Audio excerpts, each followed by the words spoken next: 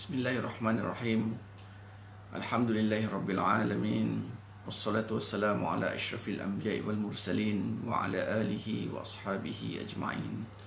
Rabbi shrah li sadri wa yassir li amri wahlul 'uqdatam min lisani yafqahu qawli, amma ba'd. Astaghfirullahalazim, astaghfirullahalazim, astaghfirullahalazim. Wala hawla wala quwwata illa billahil aliyyil azim. Assalamualaikum warahmatullahi taala wabarakatuh. Saya ucapkan kepada semua audience yang mengikuti FB Live ni pada hari ini. Saya rasa dah lama, dah 3 minggu rasanya saya tak bersiaran bersama dengan FB Live di channel FB Syirah. Dan kalau boleh, sebelum kita mula dengan tajuk kita pada hari ini, boleh tak bagi komen sikit, dengar ke tidak, suara clear ke tidak, terang ke tidak, cahaya pencahayaan tu atau sebagainya. Sebelum kita mulakan, kita nak tunggu dalam seminit 2 lagi. Seminit 2 lama lah kot. Dalam seminit lagi tengok macam mana, supaya lebih ramai boleh bersama-sama kita di dalam FB Live yang kita nak, tajuk yang kita nak bicarakan. Waalaikumsalam warahmatullahi wabarakatuh. Okey, clear Zalina, okey, clear, alhamdulillah. Okey, Zalina dari mana ni Zalina, kalau boleh tulis kat situ.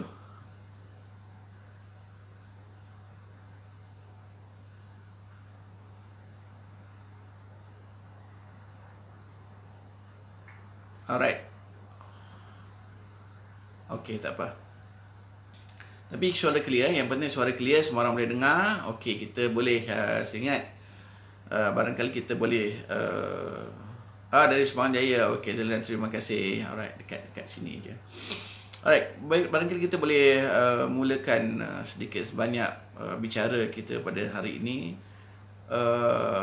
Tajuk kita pada hari ini adalah Ramadan luar biasa. Ramadan itu sendiri setiap tahun dinanti-nantikan. Habis Ramadan je kita dah nanti-nantikan Ramadan yang akan datang. Begitu sifat kita. Semua orang Islam begitu. Dan Ramadan ni memang satu bulan yang luar biasa.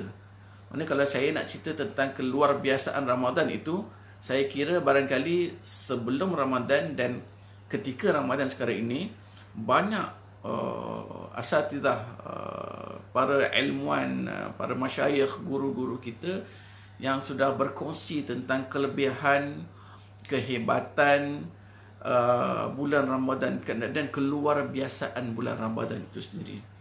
Jadi tapi dalam bulan Ramadan kali ini, seumur hidup kita sebenarnya kalau kita fikir-fikirkan, dan tempoh hari saya borak-borak dengan ibu saya, dengan mak saya. Mak saya di kampung, saya di sini. Apa yang kami boleh lakukan sekadar bertanya khabar melalui telefon. Bual mak saya sekarang umur dia dah 74 tahun. Dan dia kata, macam mana raya tahun ni, kita berjauhan sebagainya. Tapi maknanya di situ ni baru pertama kali seumur hidup dia, daripada dia kecil sampailah sekarang dia dah tua, bercucu-cucu dan bercicit, baru pertama kali menghadapi Ramadan sebagaimana kita hadapi pada sekarang ini. Yang Ramadan ini kita berada di dalamnya dalam satu suasana yang sangat-sangat berbeza dan sangat-sangat pelik, yang sekarang ini ramai di antara kita yang meletakkan satu istilah baru sebagai new norm. Satu normal yang baru, yang mana kenormalan itu, keasingan itu akan menjadi normal. Kita kena kondisikan diri kita daripada asing kepada normal. Menyambut Ramadan dan berhari raya sebagai umat Islam, berjauhan daripada sanak saudara dan ibu bapa, itulah satu benda yang sangat asing, kecuali terpaksa mereka belajar di luar negara, kerja luar negara dan sebagainya, kecuali terpaksa. Tapi hari ini, kali ini, kita semua suka ke tak suka ke luar negara ke apa, kita terpaksa menghadapi satu perkara asing yang menjadi normal. Waalaikumsalam Milda. Jadi okey. Dan saya tengok akhir-akhir ini di dalam alam kita, alam maya, bila kita terasing, keterasingan ini, subhanallah, Allah menjadikan sesuatu ni dengan maha bijaksana. Teknologi hari ini, kita kena coronavirus ini yang menyebabkan kita terpaksa, suka atau tidak suka, berasingan, datang pada waktu teknologi yang sesuai pada waktunya, aturan Allah Subhanahu Wa Taala. Walaupun kita jauh, tapi kita juga dekat. Walaupun kita sukar, tetapi kita juga senang pada waktu yang sama. Jadi teknologi hari ini sesuai dengan apa yang kita hadapi pada hari ini, dengan kebijaksanaan Allah Subhanahu Wa Taala, dan terserah kepada kita untuk menggunakan teknologi yang ada pada kita, terutama dalam bulan Ramadan ini, untuk kita menambahkan pahala dan mendekatkan diri dengan Allah Ta'ala, atau kita gunakan teknologi ini tanpa meletakkan kayu ukur syarak yang akan menyebabkan kita bertambah jauh dari Allah Subhanahu Wa Taala. Hari ini kalau kita tengok, tuan-tuan dan puan sekalian, kuasa bersuara itu sudah menjadi suatu apa nama tu,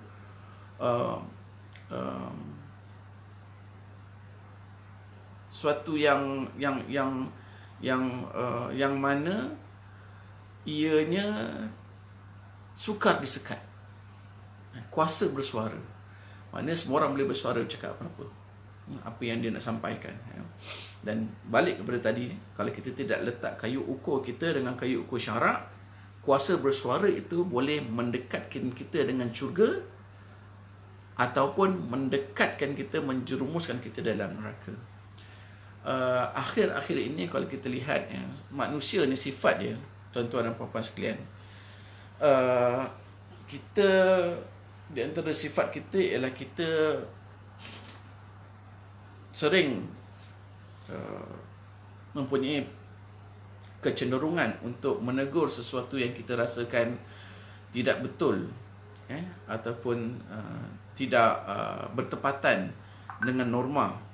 Sama ada norma itu asasnya adalah kayu ukurnya syarak ataupun adat budaya setempat. Waalaikumsalam warahmatullahi Nisa, Zaim, waalaikumsalam warahmatullahi. Okey. Dan hari ini kita lihat manusia sedang cepat untuk menegur, tanpa ada batasan ataupun panduan untuk menegur manusia lain.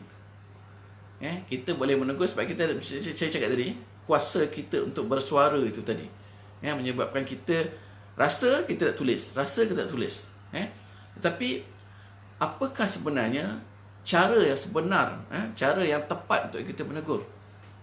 Saya hari ini dalam bicara kita Ramadan luar biasa ini, supaya kita menjadi manusia yang luar biasa di dalam semua apa perkara yang kita lakukan, terutama pada hari ini dengan teknologi yang ada pada kita sekarang ini, apa yang ada depan mata kita sekarang ini. Dan kita nak kembali kepada, kita harus meletakkan ini semua kepada apa yang diajar oleh Nabi SAW. Ada satu kitab yang ditulis oleh Syekh Saleh Munajid. Kitab itu bertajuk Al-Asalibul An-Nabawiyah fi Mu'alajatil Akhta' An-Nas.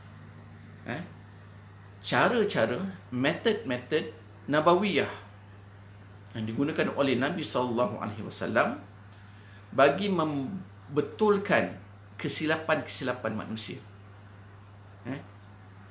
Dalam buku ini, dalam kitab ini, Syekh Saleh Munajid menggariskan 38 cara yang digunakan, yang ditunjukkan, yang ditarbiahkan oleh Nabi sallallahu alaihi wasallam kepada kita, bagaimana cara yang betul untuk kita memberi teguran kepada perkara-perkara yang salah di dalam masyarakat kita. Waalaikumsalam warahmatullahi Fayyad, Farah, waalaikumsalam warahmatullahi. Okey. Ada 38 cara yang digariskan oleh Syekh Saleh Munajid di dalam cara kita untuk menegur sesuatu yang kita lihat salah. Dan sebelum kita menegur tu, Syekh Saleh Munajid meletakkan 19 perkara yang kita harus teliti dahulu sebelum kita menegur. Ada 19 poin yang kita harus teliti. Sebelum kita nak tegur tu, kita tengok 19 perkara ni dulu, baru kita boleh teruskan dengan kita punya niat untuk menegur. Macam-macam teguran lah hari ni kan, kita tengok ada macam-macam. Orang buat baik pun kena tegur, biasa kan. Orang yang buat kerja-kerja kemanusiaan pun kena tegur. Sebab apa? Manusia ni berbeza pandangan. Itu biasa, manusia ni berbeza pandangan. Nanti kita akan cuba telusuri beberapa perkara untuk sesi kali ini. Perkara-perkara yang harus kita teliti dahulu sebelum kita membuat tindakan untuk menegur, membetulkan kesilapan orang, kesilapan manusia di dalam masyarakat, menggunakan cara-cara yang berbeza lah. Kalau nak pakai cara menggunakan FB ke, PM ke, DM ke dan sebagainya. Tapi gitu. Okey, yang pertama sekali, Syekh Saleh Munajid dia kata, yang pertama sekali, sebelum kita menegur orang, yang pertama kita kena letakkan sesuatu itu hanya saja kerana Allah Subhanahu Wa Taala. Maknanya kesilapan yang kita lihat di hadapan mata kita, yang kita rasakan dia silap itu, okey, dan kita yang nak menegur insan lain itu, okey, yang pertama dia meletakkan niat itu mesti hanya senya kerana Allah Subhanahu Wa Taala. Itu kondisi pertama yang diletakkan oleh Syekh Saleh Munajid di dalam metod kita untuk menegur orang lain.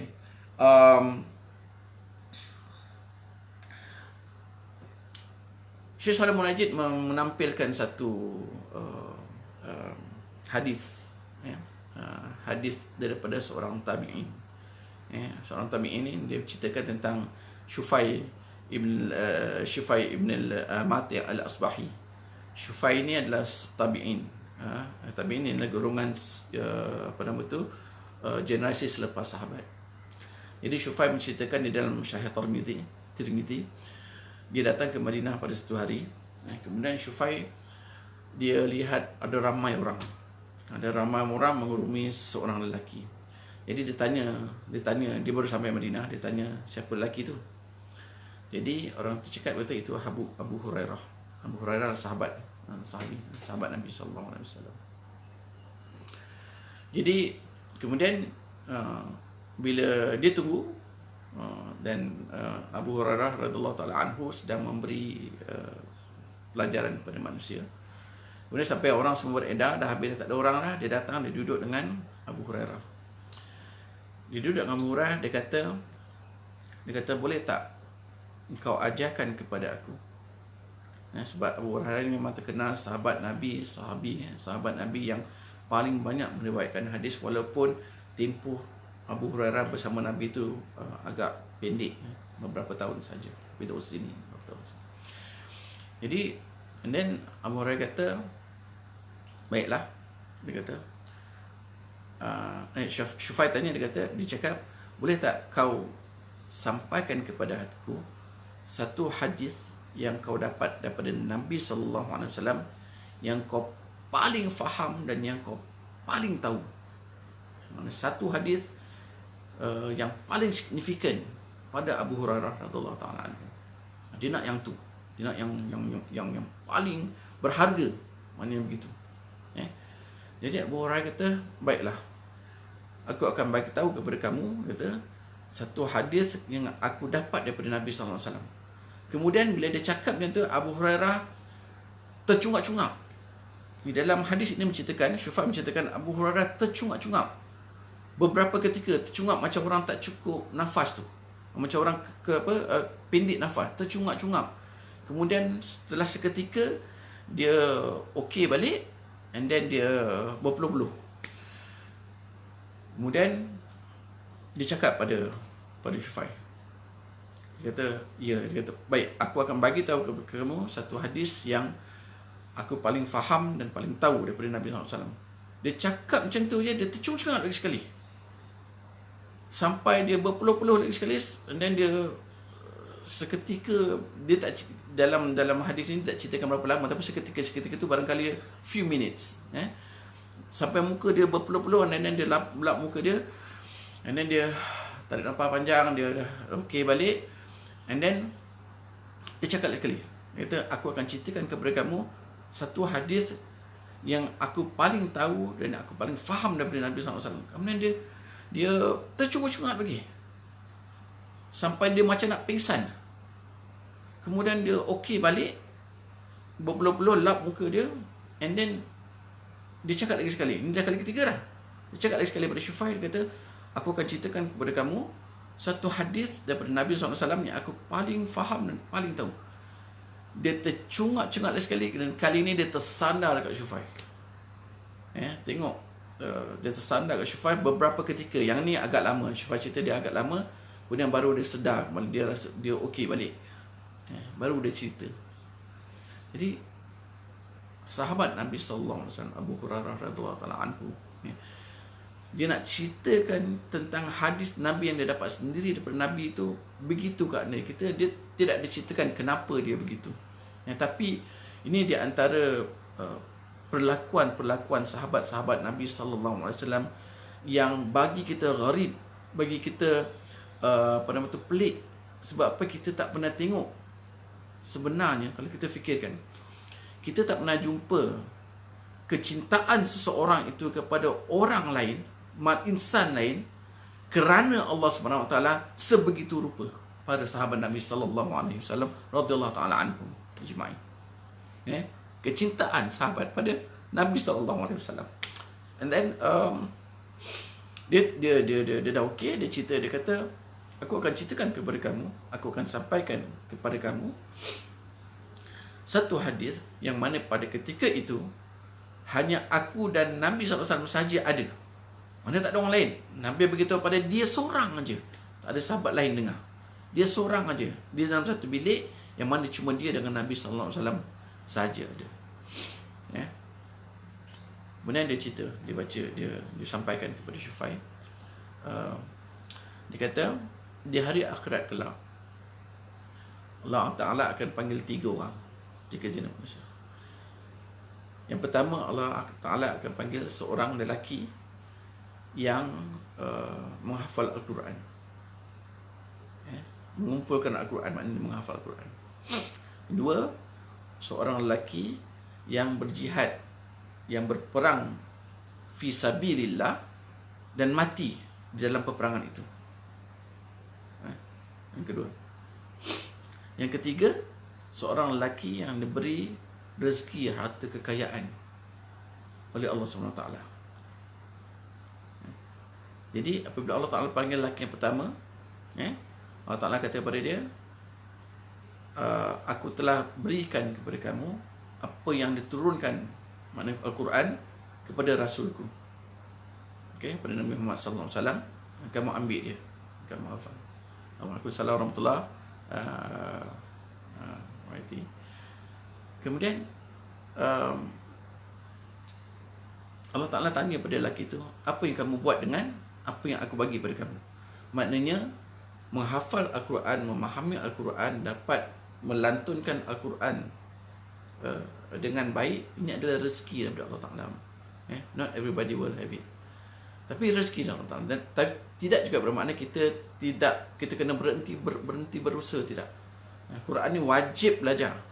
Ini satu perkara lagi tentang Quran. Quran ni wajib belajar sampai pandai baca dengan betul sebagaimana yang diturunkan oleh Jibril kepada Nabi sallallahu alaihi wasallam. Wajib belajar. Bukan perkara yang aku dah khatam dulu masa aku umur 12 tahun dah bawa pulut kuning dan that's it. Ataupun kita belajar Quran, kita baca Quran semata-mata nak khatam sini. Al-Quran wajib belajar dengan bacaan yang betul. Artinya kita maknanya proses pembelajaran itu tak berhenti. Anda lihat. So Allah Ta'ala tanya, apa kamu buat dengan Quran yang aku dah bagi pada engkau ni? Dia kata, lelaki ni kata, Ya Allah, aku gunakan Quran ini untuk maknanya memanfaatkan dia, membaca dia siang dan malam. Dan Allah Ta'ala kata apa? Kadzabta. Kau tipu. Okay. And then malaikat-malaikat pun cakap benda yang sama juga. Engkau tipu. Betul? Engkau baca Quran ni sebab kau nak orang puji engkau bacaan Quran kau bagus. Sebab tu kau baca Quran ni. Okay? Dan kau dah dapat apa yang kau nak. Niat kau tu. Kau dah dapat apa yang kau nak. So, masuk neraka. Kemudian panggil lelaki yang kedua. Ni jihad. Quran ni tuan-tuan, kita belajar bukan senang. Quran nak belajar, kita orang Melayu ni baca Quran bukan senang. Dan tak semua orang boleh baca Quran dengan baik, dengan lidah, dengan makharijul huruf dan sifat-sifat huruf yang tepat dan betul. Tak semua orang boleh dapat. Setengah orang mekanisme suara dia tu cantik, dia senang belajar. Setengah orang mekanisme suara tu lebih lagi dah tua macam kita ni. Memang sukar belajar Quran. Quran ni bukan bermakna saya discourage orang belajar, tak. Tapi memang dia bukan bahasa kita. Itu baru baca. Belum lagi memahami Al-Quran. Belum lagi kita kena belajar bahasa Arab untuk memahami Al-Quran. Benda ni tak boleh berhenti ni, kena belajar. Sebab Quran diturunkan kepada kita bukan sekadar untuk dibaca, tapi untuk difahami dan diamalkan. Jadi untuk memahami Al-Quran, kita kena memahami bahasa Arab, menggunakan bahasa asal Quran, bahasa Arab. Kena duduk dengan guru, kena spend masa, kena spend kita punya juhud, kita punya usaha kita, untuk faham. Dia tak senang. Dan bila dah dapat, niat yang ikhlas itu kena berterusan. Jangan sampai jadi lelaki ini yang Allah Ta'ala kata tipu. Maknanya segala dia punya usaha dia untuk mendapat kemahiran Al-Quran itu akhirnya menjadi sia-sia saja. Yang kedua adalah lelaki yang berjihad. Jihad di jalan Allah. Allah tanya pada dia, engkau telah berjihad, engkau telah pergi berperang berjalanku. Maknanya diberi peluang untuk berjihad. Bukan semua orang dapat peluang untuk jihad. Tuan-tuan. Bukan semua orang Allah beri rezeki untuk berjihad fi sabilillah. Ni jihad betul-betul ni. Jihad dengan nama jihad ni. Bukan semua orang. Bukan semua zaman ada jihad. Kerana jihad dia ada syarat-syarat yang banyak. Yang ketat, yang sehingga ia boleh didefinisikan sebagai jihad. Alright? Baik. Laki ini diberi peluang untuk jihad. Jadi Allah tanya dia, aku dah bagi ni, apa kau buat?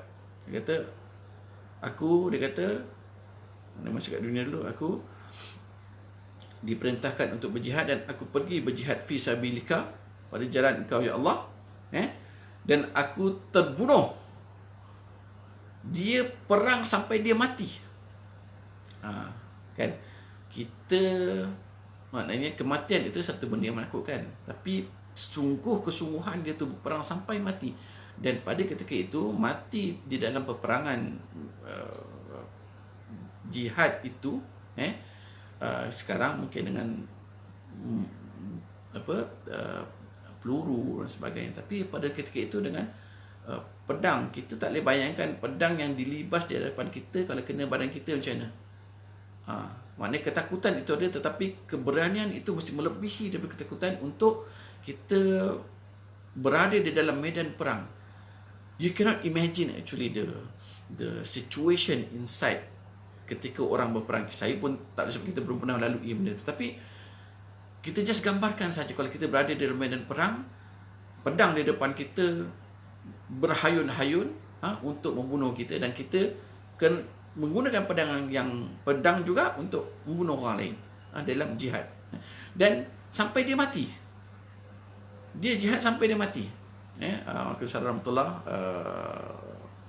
Ustazah Habibah. Sampai dia mati. Dan dia kata, aku gunakan ni, aku diberi berjihad, aku berjihad, dan aku berjihad sampailah aku dibunuh. Allah kata apa? Allah kata, kau penipu, kau tipu. Dan malaikat berkata, kamu penipu. Kamu pergi berjihad sebab kamu nak orang kata kamu handal, dan kamu dah dapat pujian itu. Boom, masuk dalam neraka. Kemudian Allah panggil lelaki yang ketiga. Allah kata, aku diberi harta kekayaan yang banyak, kamu buat apa dengan harta ni? Dia kata, aku gunakan harta ni untuk membantu orang, bersedekah dan sebagainya. Kemudian, kerana engkau ya Allah, dia kata. Kemudian Allah kata kepada dia, kamu tipu. Dan malaikat pun kata, kamu tipu. Jadi kamu nak supaya orang kata kamu dermawan dan pemurah, dan kamu dah dapat pujian manusia. Dan ketiga-tiga ni masuk dalam neraka Allah. Oleh billah, tiga-tiga golongan yang untuk mendapatkan peluang itu pun susah, dan mereka dah dapat, dan akhirnya peluang keemasan ini hancur lebur, tidak ada satu manfaat pun untuk mereka di akhirat kelak, melainkan neraka menunggu mereka. Hanya disebabkan oleh niat. Jadi di sini Syekh Saleh Munajid memberi satu peringatan yang penting kepada kita ketika mana kita berniat untuk membetulkan orang lain, atau untuk menegur orang lain, atau untuk mentarbiah orang lain. Yang pertama sekali yang kita kena perhatikan adalah niat kita. Adakah niat kita itu hanya kerana Allah Subhanahu Wa Taala saja? Itu yang pertama. Niat hanya kerana ikhlas lillahi ta'ala saja. Betulkan niat kita sebelum kita menegur orang lain. Aku buat ni kenapa? Sebab aku marah ke? Sebab aku rasa nak tu ke? Sebab aku rasa ni? Sebab aku rasa aku lebih ke? Sebab aku rasa aku pandai ke? Atau ini Allah tak suka, aku kena tegur dia supaya dia balik kepada jalan Allah, supaya aku dapat lakukan sesuatu yang Allah suruh, yang Nabi suruh, iaitu Nabi SAW ajarkan kepada kita untuk menyampaikan apa yang datang daripada Nabi, untuk membetulkan manusia supaya kembali kepada Allah. Nabi kata, balighu anni walau ayah, sampaikan daripada aku walaupun satu ayat. Maknanya kita kena berdakwah pada orang. Aku nak jadi pendakwah, aku nak jadi amirul bil ma'ruf wa nahi 'anil munkar. Aku nak jadi orang yang mengajak orang enjoin, mengajak orang kepada ma'ruf, kebaikan, dan aku nak halang manusia daripada kemungkaran. Maka aku nak tegur, ini salah, aku nak tegur. Nak tegur, aku kena betulkan. Betul tak niat aku? Adakah aku buat kerana lillahi ta'ala saja? Muhasabah diri. Itu yang pertama. Itu syarat pertama yang paling penting yang diletakkan oleh Syekh Saleh Munajid.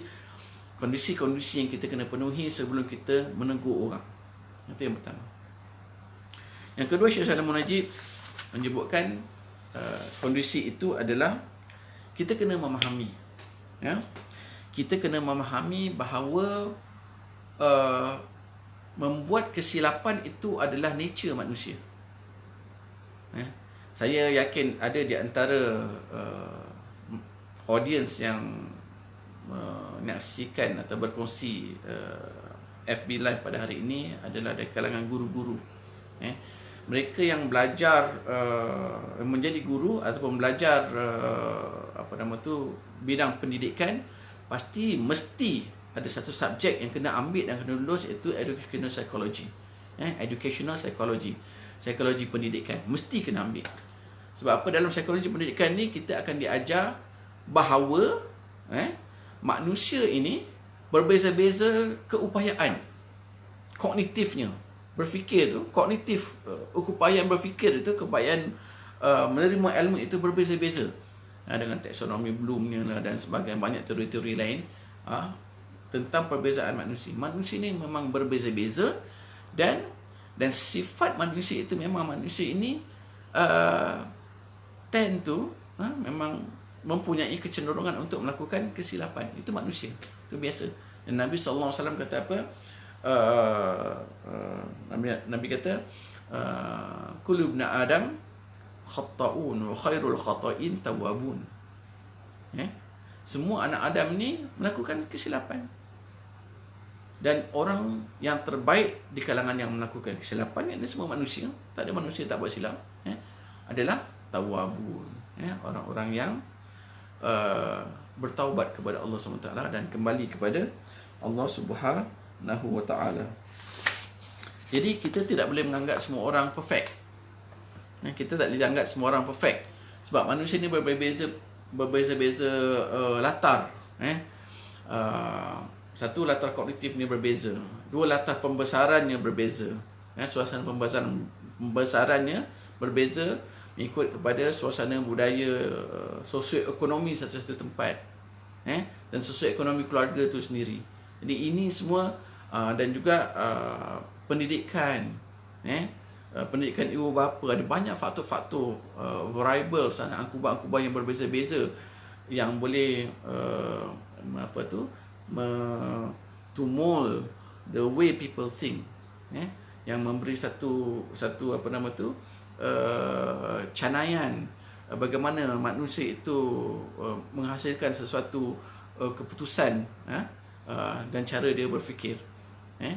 Jadi kita harus meraihkan itu semua. Orang yang nak menegur ni macam kita ni, kita kena faham dulu. Manusia memang prone to make mistakes, memang selalu buat salah, dan juga manusia ini berbeza-beza upaya. Orang berbeza-beza, dan kita tidak boleh menghukumkan semua orang ni semua perfect. Dia dah tahu kenapa dia buat, dan ada banyak sebab kenapa orang buat kesilapan, kesalahan. Jadi dan di sini Syekh Salim Najib kata, dia kata kita kena letakkan kayu ukur kepada teguran kita itu kepada kayu ukur syarak. Kesilapan itu yang kita lihat itu mesti dilihat dengan kayu ukur syarak. Kayu ukur yang diunjurkan oleh Nabi SAW. Mesti kayu ukurnya adalah dia melakukan kesilapan syar'i, kesilapan yang syar'i. Dan Syekh Salim Najib menukilkan satu kisah, tentang seorang sahabat, seorang tabi'in juga, Muhammad bin Munkadir, yang satu hari datang ke Madinah. Dia tengok Jabir ini adalah sahabat, Jabir ibn Abdullah. Jabir adalah sahabat Nabi SAW, di antara sahabat yang paling banyak meriwayatkan hadis. Dan Jabir ini adalah bukan calon-calon sahabat, dia adalah dari suku Khazraj, dan Jabir adalah Ansar, orang Ansar. Dia dan bapanya Islam dua-duanya, bapanya syahid. Dan kesemua peperangan, 19 peperangan dalam zaman Nabi SAW itu dia saksikan semuanya. Hebatnya Jabir meninggal dunia pada tahun 78 Hijrah, ketika mana umurnya 94 tahun. Dan ketika dia meninggal dunia, dia dalam keadaan sampai buta mata. Maknanya dia tua lah, 94 tahun. Maknanya kalau kita kira ketika mana Nabi SAW sampai ke Madinah, tahun 1 Hijrah itu, yang walaupun tidak dikira pada ketika itu, dikira pada zaman Umar, tahun 1 Hijrah itu, ketika itu umur Jabir baru 16 tahun maknanya, ketika Nabi SAW sampai ke Madinah. Dan 10 tahun kemudian ketika Nabi wafat, maknanya umur Jabir baru 26 tahun. Dia pemuda lah, anak-anak muda pada ketika itu. Dan Muhammad bin Munkadir ya, seorang tabi'in. Satu hari dia kata dia datang ke ke Madinah dan dia melihat Jabir solat di masjid, tapi dia pakai izar, izar kain. Pada zaman itu tak ada seluar, jadi pakaian biasa masyarakat mereka itu adalah izar. Maknanya kain diikat pada, macam kita pakai pakai ihram tu, kain ikat pada paras pinggang, satu helai bawah, satu lagi dipakai di atas. Itu pakaian biasa orang pada ketika itu. Jadi dia melihat Jabir solat di masjid, dia pakai kain bawah je, dia tak pakai yang atas, dia pakai bawah je. Jadi kemudian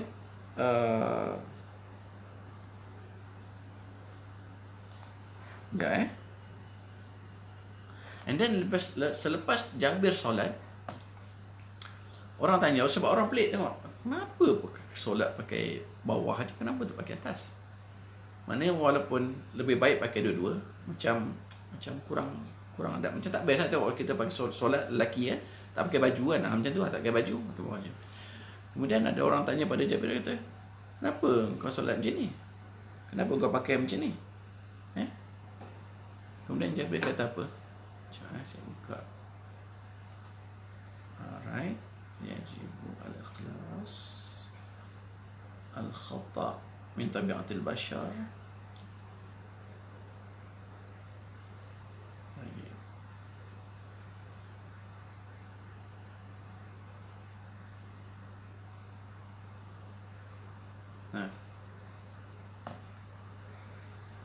Orang tanya Jabir, kenapa kau solat macam ni?